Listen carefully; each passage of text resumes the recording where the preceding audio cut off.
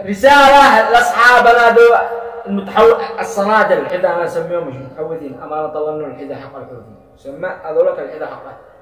رسالة خاصة اللي يطلعوا لك بالمنشورات والتعليقات مدري كيف مدري إيش يا أولاد قع رجال قع رجال قع رجال هذا صاحب من صاحب صعده جاء من داخل صعده وهذا المقتول من بلادك من يعني مواطن ادعى حريات بر ذمته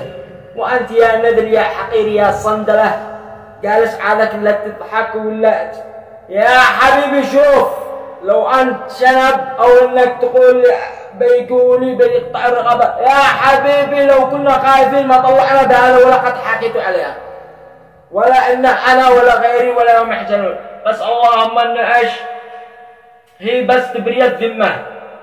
تعمل كيف والشجاعة مش إنها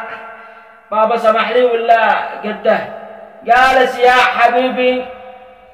أسألك كذا بالسؤال لهذا المتحوذ القذر النذل اللي جالس يشتبه حلقة مع بندق تمام ودوا له بندق وهذا كقول لي إذا كنت يعني مزوج ولا هذا معلش بس شحر أنت وين وهو وين فهم لك كيف يعني يا حبيبي يعني خليك عاقل وخليك ردها هناك أنا هو حفظي شردمة بلوى يعني هذه البلوى بتبتعد بإذن الله لأنه إيش هذول على باطل ما همش جالسين على الباطل فلذلك لا تعمق بهمش قول تعمق القول قد داري إيش بعدها فلذلك نرجو من أقوالنا